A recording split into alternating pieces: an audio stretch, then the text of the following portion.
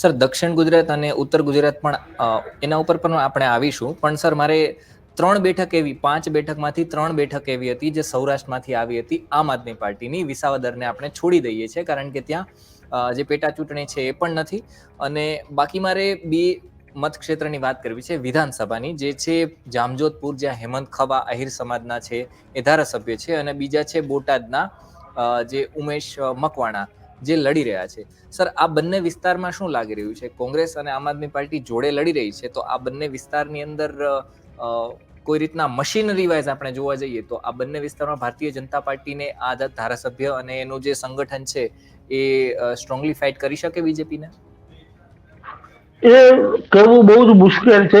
મુશ્કેલ નથી, આમ જોઈએ તો કહેવું બહુ આસાન છે, પણ એવું થવું કાગળ ઉપર આ શક્યતા બહુ મોટી લાગે કે જામજોધપુરના ધારાસભ્ય આમ આદમી પાર્ટીના છે, આમ આદમી પાર્ટી અને કોંગ્રેસ વચ્ચે ગઠબંધન છે, તો જામજોધપુરના મતદારો કોંગ્રેસને મત આપે. આવું એક આપણે તાળો કાગળ ઉપર મારી શકીએ કે A is equal to B, B is equal to C, તો A is equal to C.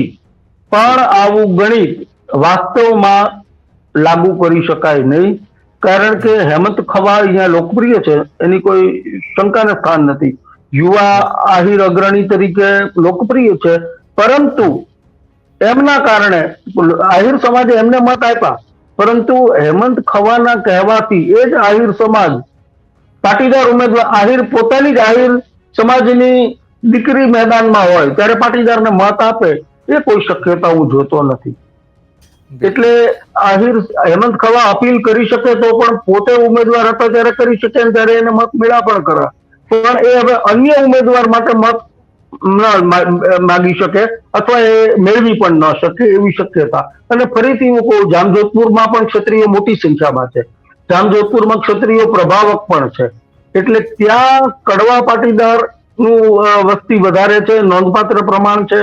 આ બેઠકમાં લેવા પાટીદાર જાજા છે, એટલે વળી જો કડવા લેવા સમીકરણ ત્યાં લાગુ થાય, જે ન થાય એના માટે થઈને અત્યારે એડી ચોટીનું જોર કોંગ્રેસ તરફથી, કોંગ્રેસના ઉમેદવાર તરફથી અજમાવાયું છે કે કાલાવાડ વિસ્તારના લેવા પાટીદાર છે, જેપી મારવિયા.